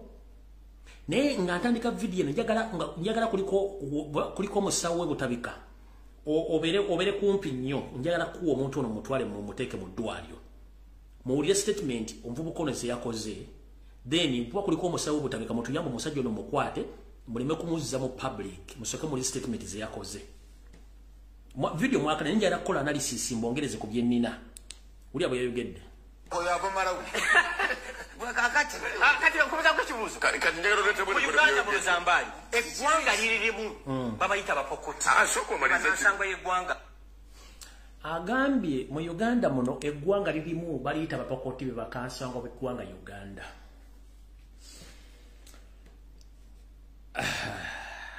Omukulu ono simanyi ennaku zino banywa mwenge ki. Naye abe butabika bwe mba munoonya balalu mwandiise omwami ono ng'obudde bukyali mu mutwale. Bw'abanga tamanyi history wa ggwanga Uganda n'agamba nti abapokoti be bannansangwa bannannyini Uganda mutwale omwami ono ng'obudde bukyali kubanga alina ebizibu. Kiki ekimufuula omulalu nga sinayongere wano. Omwami ono ffenna tuli balalu mu nsi yonna ffenna ba human beings we are crazy or we are mad. But in different way. Fena tuli balalu naye ku mitendera ki. Niyo omwami ono eddalu likulidde ddala. One. Ekisinga omutawanya ye kennyini ali confused temanyi ani. Ekyokubiri. Omwami ono yalina ebirowoozo bingi nnyo mu mwana we. Naye n'atuzaalire omuyiri enkwayaju omuyaju. Kanaba nga yakola totolos kati aina depression oba aina depression wa mwanyi na zishanta na muimba kati agachumba aina depression oba chetwani depression aina depression kubanga omwana gwe yazala nkwayaju yazala omuyayu yazala omuyiri yakola totolos kati yone stress yawo ekirala ekyokubanga tayina mukazi nga tasobola kumanaginga mukazi kimuwa obuzibu ekisembayo tayina mulimu ekitaba na mulimu kimutawaanya tamanyi ani teyembanyi in fact okuba addressingira omwami ono bulungi omwami ono alinga madinda ga mpale mwenna bamwine empale ziriko amadinda empale bagitunga bulungi nnyo nekutula mu kiwato bwetuuka wano wakati mu mpatala neyawukana kati wansi eri wabeerayo amadinda abiri kuliko erya kkono n'erya ddyo kati gashumba endowooza ye ya ddinda lya mpale ye alaba eddinda eriri ku left nga ye ali ku right bafaanagana ne buli omu atambula mu direction yiye kati gashumba alowoozanga ddinda empale eveno mu kiwato nga nnungi nnyo bagitunze yambadde bwetuuka wano wamumpatanya wakati neyawukana nekubeerako left and right kati ye katugambe nti oba yeeyisa eddinda lya left oba lwa right kati ye alabe amadinda gano gali ku mpale yemu gafaanagana naye gaawukana nnyini mpale waba gyambadde kati ali paralelo mu ntegeera ye yayawukana mu ntegeera ye saalinga eddinda ly'empale bwato bwali yalaba afaanagana n'abantu amu naye ng'ate totally they are different in understanding and reasoning capacity people are totally different kati ye kennyini atulaga entegere nti nfu nnyo alowooza nga ddinda lya mpale kuŋŋaanya nfuufu era kyova olaba abakyala abooza engoye bulungi nnyo empale agyoza mu bitundu ebi bisatu agyoza mu kiwato n'agyoza mu mpataanya n'agyoza ne ku madinda wansi kuba madinda gakuŋŋaanya enfuufu kati omwami ono ddinda lya mpale likuŋŋaaniddemu enfuufu mu bwongo he can't reason gw'oŋŋamba otya ng'ogamba nti wasoma ne bakuwa akazi n'ojja n'oyogera ennyaanya kasasiro byonna biriŋŋaanya bijja n'obyogera ku tv ngera weeyita nti otegeera kubanga olina stress omuntu yenna ali depressed takizibwa kwogera mu bantu kubanga asobola okwogera public n'etya kyeyakoze sigenda kusomesa byafa bya Uganda ani yasooka mu Uganda yatandikawo etya no mba ngenda kuwa obudde sigenda kuwa budde ngera tugende majjera kutegeeza byonna bwe wayogedde bw'obanga weetaagisa kubira 99 oba butabika musitemu mujje mu kimu omwami no kubanga mulalu is totally mad insane mulalu yennyini tugenze mu maaso wulira kankubuuzemu ekibuuzo lwaki bwe tulumba nnyo nuupu awo interjecting nedda kyenyera kituufu njagala bwino oyogera ku muntu ataliiwo njagala omuleeta omukakasa nti omusajja ono okakasa mulundi wuuno mbogo muzukulu wa kayiira gajule oli bwakugambanga nti yeddira nkima chances ziba 8 ku 10 nti munyarwanda eyo ndowoozayo eyo perception yo gw'oli emusi gw'osiga okusoma muli wana gw'oluganda eno ensonga y'amawanga ffe tugidiiginze diipu olwekisisigenda kuga ekijja okushookinga kati lwaki kulumye abalundi si bannayuganda teze tekinnumye nze kyenfa nga moderator tosobola kuyimira ku tv nokalimuoni mugundi nga tolina bwino nekireka nekiyitawo bwekityo ne banzijjako omusaayi guno nabaga nti olimu lindako basobola okugulaninga emyaka 36 wavaawa njagala Kyagulanyi bwe bakuzuula wavaawo omanyi yenava Palestine oliwe Palestine yes kati gwena obujulizi kati gwotalaninga kumusayo mbadde nkunyonyola kasita olira omuntu nga yeddira nte ng'azaalibwa mu Buganda oyo Munyarwanda kasita olira nti yeddira Mpologoma Munyarwanda kasita olira nga yeddira Nkima Munyarwanda kasita olira nti Wambogo todda mu kubuuza okay ndowooza mutegedde kyembagambye nti eddalu lijjira mu mitendera kati eddalu lyono liri overdue gashumba eddalu lye liri overdue yeetaaga kutwala kuwa mpeke nakuba mpisa asooka awummulemu agambye nti ye ava Palestine kati abasawo abajjanjaba abalalu bwe bakukwata ne bakutwala butabika olukutuusa mu ddwaliro ne bagamba nti nze ndi mulalu nva na kunywa caayi bagamba ono kati mulalu super fresh bakubirawo ekikato bwe kasito tuke butabika ne bakutuuse bwe papa ekigambo kyogedde bwe kibanga kituufu 100% baga nti ono yayise windows bakubirawo empiso kati omwami ono agamba nti mu Palestine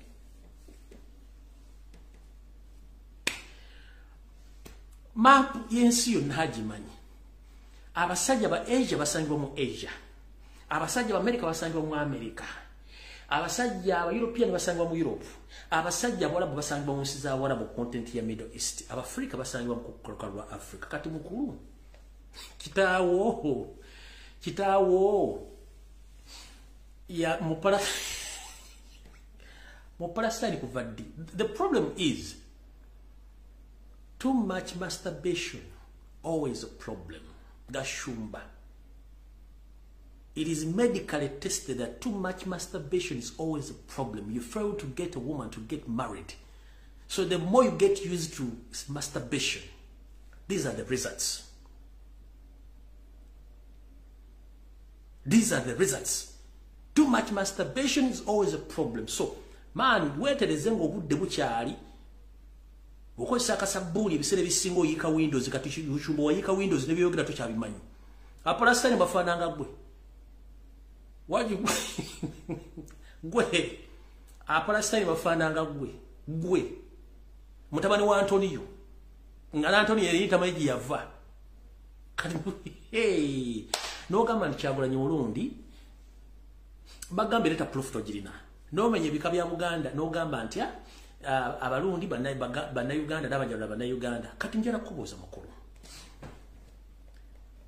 Simanyi lwaki temukkiriza ekyo kyemuli. Mwe bagayi mwe mulakinga self confidence because mumanyi we muli mu kifo kikyamu. And I'm not sorry for this. Mulakinga self-confidence ate temumatira na kimulina with your boss Museveni. First and foremost. Bobo gamba nti oli Munyarwanda mu Uganda. Why don't you speak Kinyarwanda? And why don't you practice your culture? And where are you situated in Uganda first and foremost? Bobo oli Munyarwanda. Nobody cares that you are Munyarwanda. No, because we are less concerned about you being Munyarwanda. But you are lacking self-confidence. Why do you have to camouflage in people's culture? Then after camouflaging, then you turn against those people or those cultures. Yoseri neka group kamwe. Mulakinga self-confidence. First and foremost. Mwajine mugamba muli banyankole. Era ne mwogera olunyankole. Mubwogera misana ekyo ne mwogera olunyarwanda. Ekyo kiba kikyamu, you are contradicting yourselves. Ne muve ne mwefuula Abaganda. Ne mwogera olugendo lw'ebika ebika. Era ne mulemu okufuna comfortability eyo nti tutudde abasajja batwaniriza.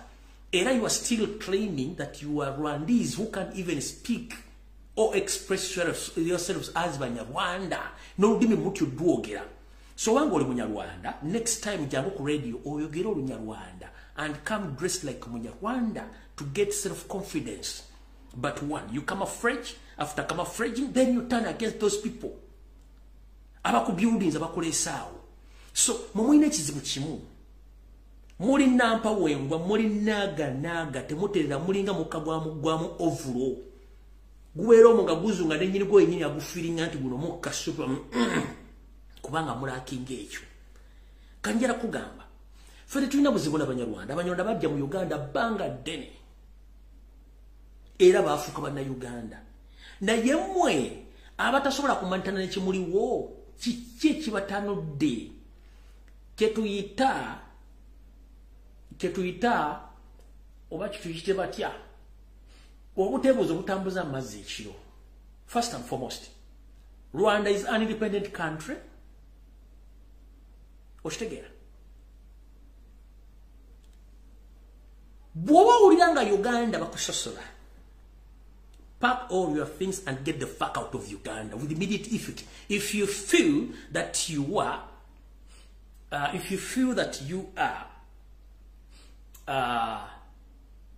racial abused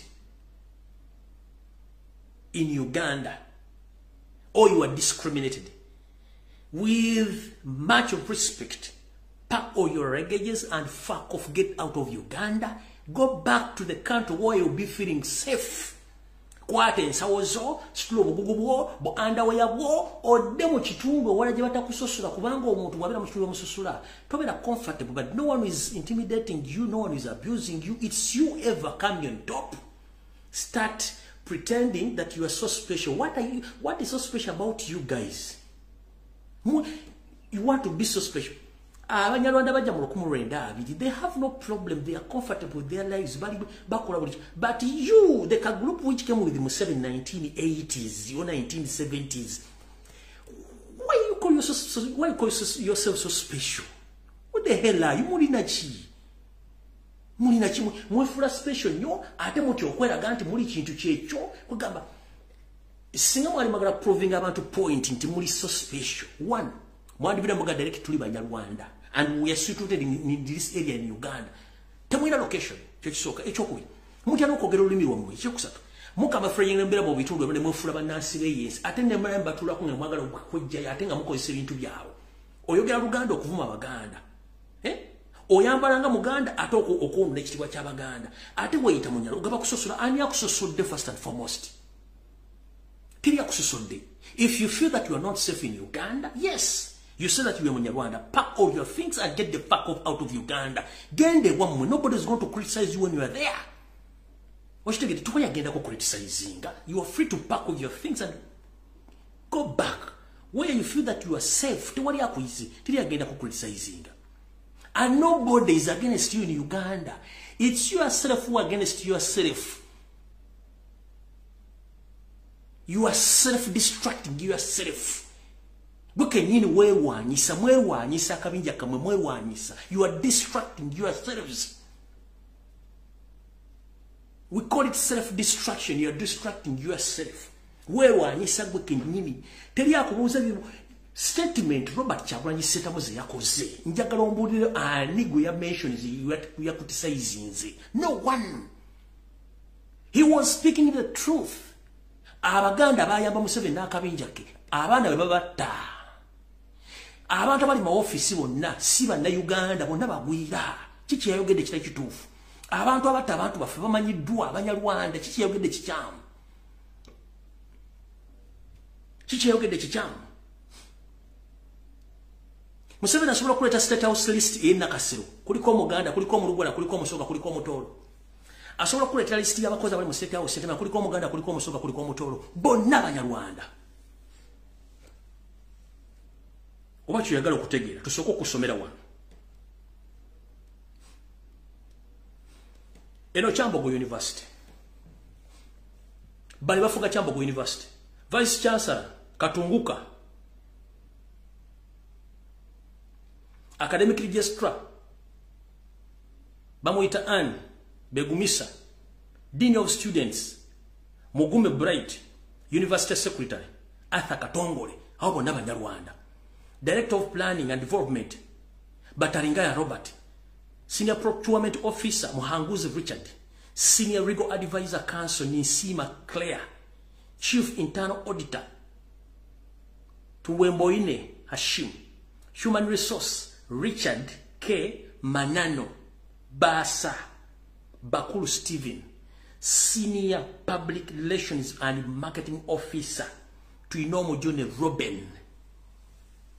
A university mo genda ku AIU genda simanyi ku everywhere you go busabwante bwerere kawo mentality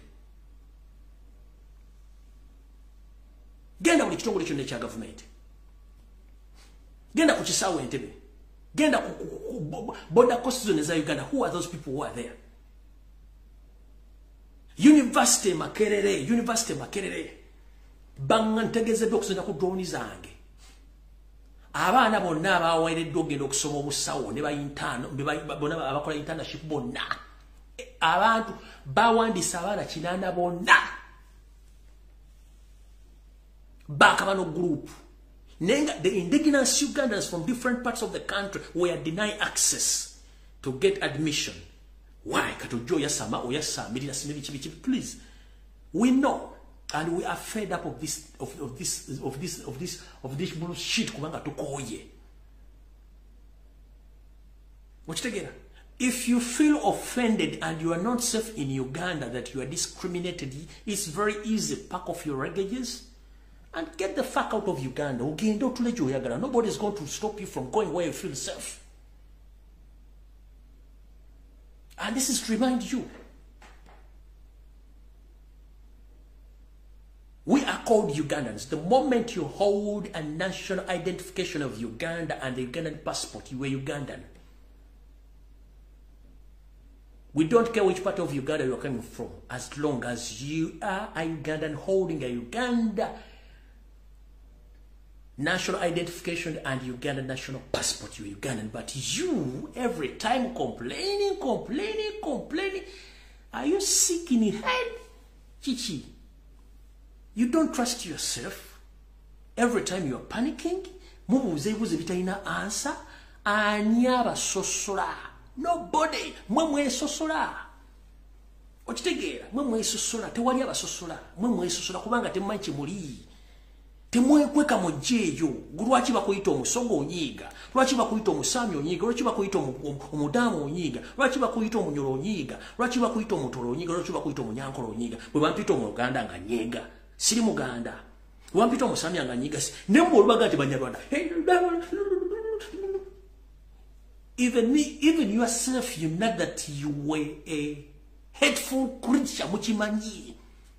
Waze ku TV ngo yogera amaso gakutwakase olinga goba kubye enemy babega we no olinga goba kubye enemy kubanga muchimanyi nti egwanga lya mmwe lyakapinja kamwaka mu 7 sibala kulimira temwenda bo kenyini temwekiririzamu goba kuito America ngonyiga bakuito mongereza ngonyiga mwadi badde muri basanyufu nnyo no kizibu no kusanga n'omuganda mu Rwanda no because we don't care toli awange tosola wange sinze nkulisa sinze nkumambaza. It's up to you. Abanjira bade okuva ku munda abi webali bafuka bana Uganda baganda banyankole bakiga bafuka no name kana kabinja kazi one recently mwefude muri suspect kikinye kiri special kimulina kikinyo ukitegera wonna amaso nga kutwakala ebisuwa ne gikwerega mu kyenyi nenga emisuwa gikwerega you are nothing ettaka liko mu kyale wamwe takalya ettaka mabali be kitawo yali bali be yali bakumusajja ya musenza namuta natwala ettaka okoleta obuteewo wabusatu buna ne katrakita koberako nogamba oyine ettaka mu Kampala nyumba gyosula musiri ya musajja alinda mu America eri akubanja ne tosula musasula. You are nothing apart from nyumba joli emotoka jolina ne sabuli liri mu nyumba y'omusajja waganda ndio kudamu okutuyina kyoli. You are nothing. Ne ever ne wete countings and very important. An important person doesn't behave like you, Gashumba. An important person doesn't behave like you. And I'm here to ask one question to all those people who came on social media, including the mainstream, start condemning Robert Kyagulanyi. He made a tribal statement on Njara Soka Kubuza. Did he mention any person's name in his statement? No. Where did you get the pain? Wojjawo bujaluda ku bigayo Kyagulanyi byayogedde. N'olyombo nabbanja, bigayo Kyagulanyi byayogedde liruma nabbanja. Bakogeddeko nabbanja. N'oli ono omusajja gwe bayita Simenyi Kyofatogabye enkoma za kabuyonje enkadde yeyita minister musimanyi akusosola mwa ani akusosodde Kyofatogabye enkoma za toyi enkadde ani akusosodde tewali yakwogeddeko Kyofatogabye enkoma za toyi enkadde teri yakwogeddeko gwe obulumi wabujjeruddawa nengera ndo omusajja ono wa NRM mulindwa yasula omupiira gwa Uganda batunda n'ebisebyo byonna ngajja mwasula omupiira ne mubasereza fufa zonna ne mugisuula ojo yogera onanuka emimwa otuyana oli ku social media nawe ojo yasamirira ngo omusajja omusiru atalina magezi mulindwa Kyagulanyi yogedde ku linnya lyo bw'aba tiyakogeddeko nti yakusosodde goba ofa kimukulu okujjongera awo tugamba tuli wa kabano. The problem ekizibu kye tulina bwe boogera ku Serukamba yute bakwata ku jjutire abuuka waawe onzisenyiga mpola naye nga wabanyigaga ne teri amukwata ku kati kino gyayira kibagamba ope buli muntu yenna gw'olira nga nze ku social media ng'akondeminga statement kyogeranyiriza yakoze wa kabano kabeere nabukeera kabeere mukiibi kabeera ndi tobuuza oyo yaanike kabano bw'oba onojja omusota mu kinnya method is bili iwaye amafuta oba komerayo ekipiira gujja kuvayo nga n'obulimi buli waggulu buti method ziri bbiri ez'okujja omusota mu mpuku iwaye amafuta oba komerayo ekipiira gujja kujja nga n'obulimi buli waggulu bwe buti kati yenna gwawulidde ajja yasama buloga ayogera buli kigambo kyonna batusosola ani yakusosodde in the first place yakwogeddeko erinnya lyo nedda lwaki okayiriro kamulali gw'otaalidde lwaki okayirira kamulali gw'otaalidde oli ali mu logiye ali mu kujja kiwojjolo bali mu kuyimba nyimba zaabwe babikula bayibuli ate gojjo oteekawo kutuwuliza bw'ofuna ebizibu ate ogenda kunenyaani bali abali mu logiye bawujja ebiwojjolo oba gwe kennyini yetinkulidde ebizibu kubanga oyagala nnyo okuwuliriza okitegeera kati gwe tobuuza owakabano yaani ne obanga alina erinnya Gganda kasitooli yange Kyagulanyi yasosodde manya nti oyo wakabano beekwese bangi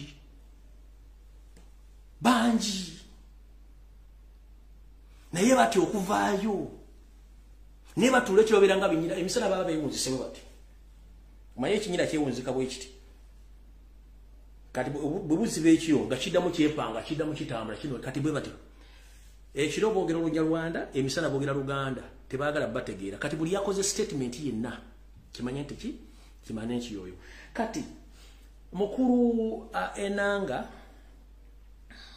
ne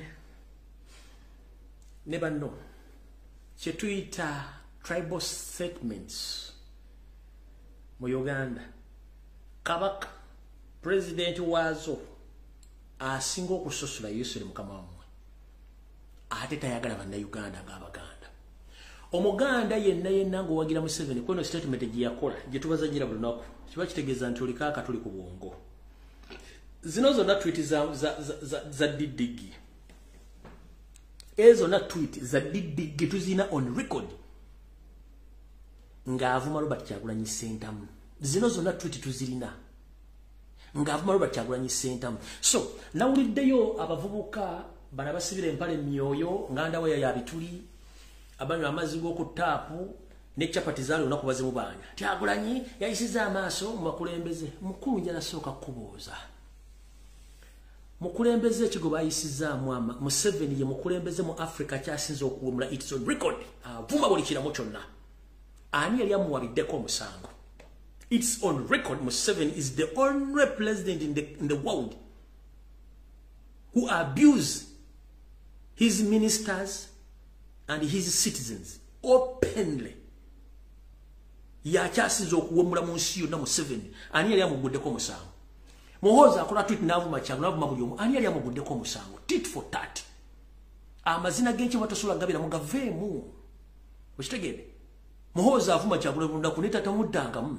era bwe yadde akola step teyamwogeddeko soboga nti avuma bakulembeze natulira omusajja omukulu badde essala namwogerako olwo mufere ali e Kenya yeyita pasita mukulu Mondo njala kutegeeza kigambo kimu olina ebizibu bingi nnyo ebisinga bya Kyagulanyi byalina gwe omukubebuzabuza nga afuuka asitamye oli musajja naye webuzabuza nga omusajja afuuka asitamye kuba tuyagala bakutegeere saagala kuwa buli njala kugamba teri mu nsi yonna mukulembeze asinga kuvuma nga Museveni na mutabani we biba kyasinze ovuma kati bwaga nti babuzinga bakulembeze mukulembeze ki gwe bavuma era ni gwe batadde muli gwawulire gwe bataddemu tolina moral authority eyogera ku bukulembeze na munnabyabufuzi kubanga gwe n'amaka gakulemu okumanaginga even you can't manage your kids gwe omulimu okujjamu andawe yakuzaala ng'odduka olinga kikere kuba n'ekikere kibiro ne kimabira nga kiwulira amagi gaakyo gakula naye tosobola kati mukulu kakkanye fujjo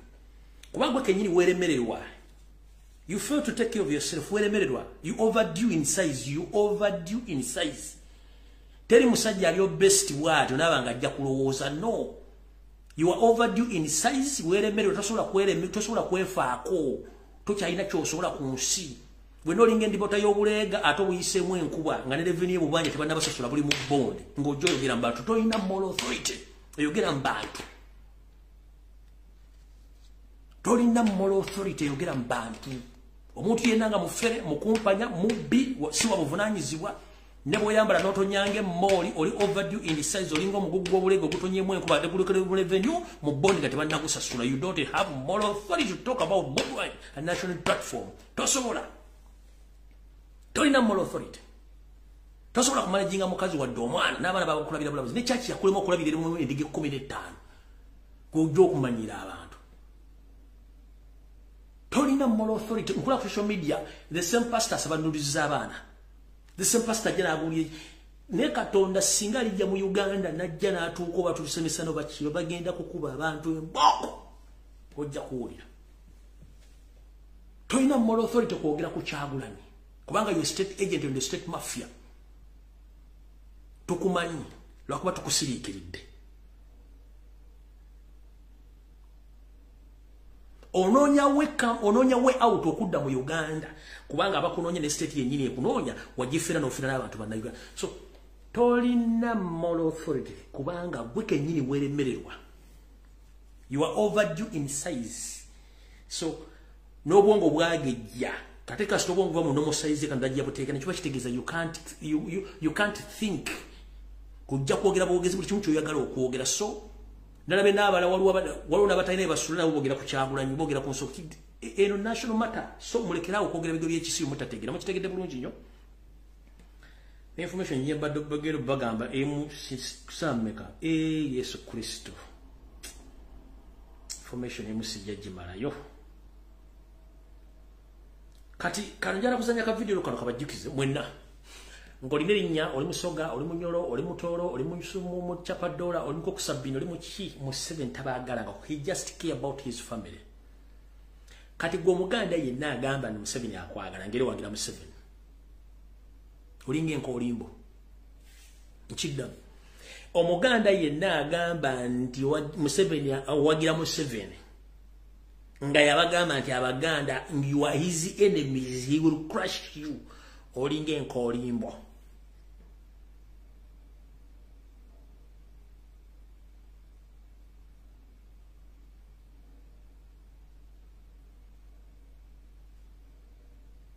olide omuganda yenna Lumbuye yayogera nti wagira mu 7 nga mu 7 yagamba baganda are his enemies and he will crush them as he used to do kati ngojja nze mpagira olinga enkolimbo nkiddamu enkolimbo ebirundi ebiri statement hiyo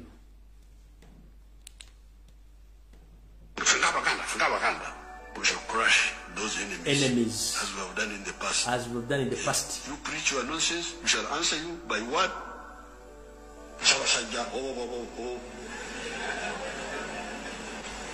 When you say this, but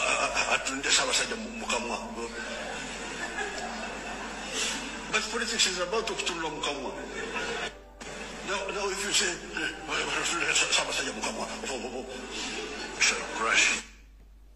we shall crush those enemies as we used to do before. Ngabe twakolanga kati mukulu enanga nawe Godfrey katisime asimwe. How are you doing? Before you write any bogus statement, first open a racism discrimination case against the refugee known as Yoseri, Tibahaburo Tabaisirwa, the son of Karekes, the whom you know that Museveni Kaguta. Ya chasinzo kusosora. Eno statement ya jikola against we Baganda, you think we are stupid. Tumanyi. 90% of all people, all prisoners, abali mu makomero kwetole gwanga lyo na Baganda. Baba vunana musango chi kubajja kottaka. Their political issues or political agendas or ideology batekesa mu komera. 95% of all mass graves eziri mu Uganda zijudde Baganda. Kiche bakola Museveni.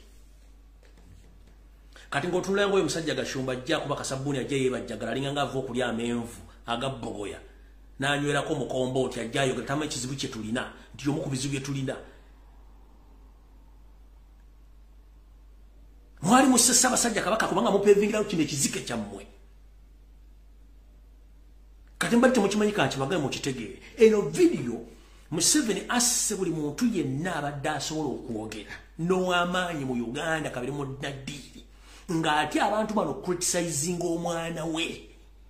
Kubanga he knew that his boy has a weakness somehow, somewhere. nga ba criticizers bonna ino okubajjawo bakira kasire gwanga bakizito lwanga ba Muzata ba Anaskalisa ba Kirumira bani bonna nakati ba chatta because yamanya his own blood son is a curse nga kimanya ina weakness tajja kusobola bantu bamu kati nga obusita ko jatama yakyagula nyi kabaka yali amazo mufunza noleko tunulire mbata mbulumbu yabika kabaka natasa kabaka kubanga nabaga mulete video nga mubika teriwo singa salize singa yafadda kubadda tukoze mu 7 plan nga kimanyi basajja kabaka tasobola kukiza kino kizizengere kubera mu nsinga nemu hali. It is impossible. That's the reason as why Museveni has abantu banobona because yali nga talina substitute yenna nga n'abantu beyajjana mu nsiko akimanyi they can't allow his blood son okujja okufugibwa nga Uganda natandika okusala omuko omukyo kati ali ku pressure ensetegeddaani muhoozi Kanyirupama is nothing apart from being drunk. Kati ali ku pressure, how are we going to transfer power to who? To who?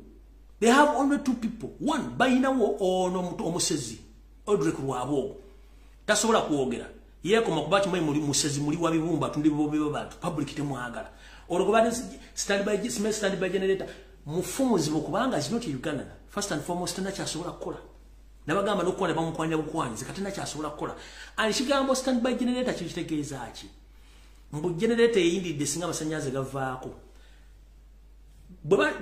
abayina companies endira bazimanyi or chituta automatic generators nga masanyaze lebegavaako temutegera ligavuddeko kiba kitegeeza nti Museveni kiyali abaze nti bwavaako mwana waakwata n'ebikolobero byonna ebibaddewo ona agenda nabyo maaso obubbi obufere obutemu obukyayi okutta okutemula okuwaba bino bigende kituita start kuba masanyaze automatic generators ezo amasanyaze tosobola kumanya nti gavuddeko no ojwa bulizinga ezeeko bange evuddeko kati mukibaji tasende nite abanyonyo kitegeeza ki kubanga otayina difference.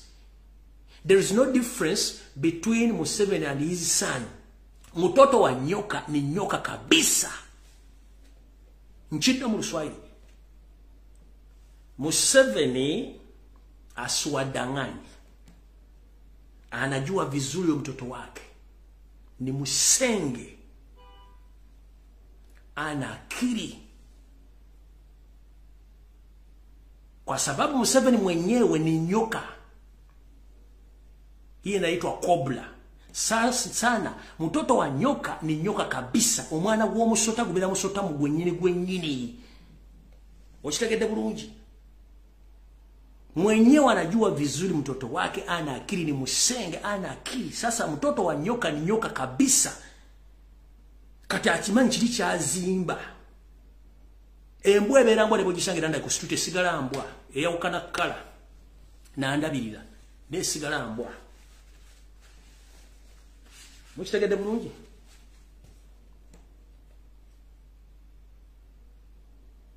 Mukitegedde bulungi. Let nobody lie to you. That is very different to Museveni and his son. They are the same. Same people, different colors.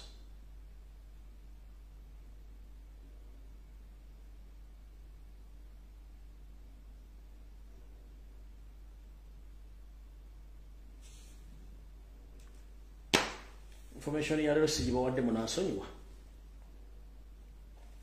Nakwatagana ku Lwokutaano.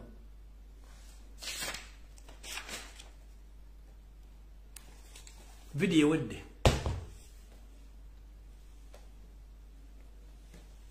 Video wedde mugende mirembe tujasinkana ku Lwokutaano sawa 2 if possible njabba wayine ku masimu ne kati video koze iki video wedde. Assalamu alaikum. Mukaba bankomera takomera ampera mwendo okotola ensi yonna. Tunasinkana kuba twagala kati buli statement yonna nga sinafundikira mujjeyo videos neza Museveni nga avuma baganda avuma abatola avuma banyakole mutandikoze reposting ku social media ona mujjeyo videos aga shumbanga achatanna gwaddalo nakuba kasaboni kumunyikira muziteke ku social media ona ezivola ezivumira Museveni ezikola buli tribal statement yonna Museveni jali yakoze video muzijje muziteke ku social media mu archive tutegere the difference between tribalism, secretarianism, era ani abavuma, era ani anyoma, ani asosola, ani asympathize that mubijeyo. Buli kimu kijeyo kati. Anti baloza tusaaga. Mubijje bete ku social media. Museveni nga avuma ajeregerera muhozi kitaawe bano nabagashimanga bana gwadda video muzijje muzite ku social media. Wonna. De tujja kunyoka ebigere.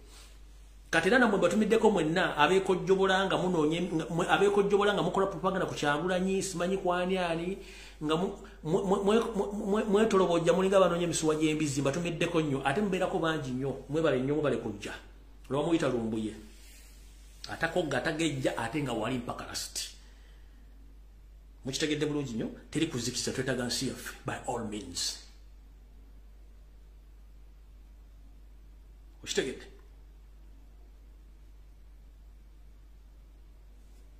I sign out.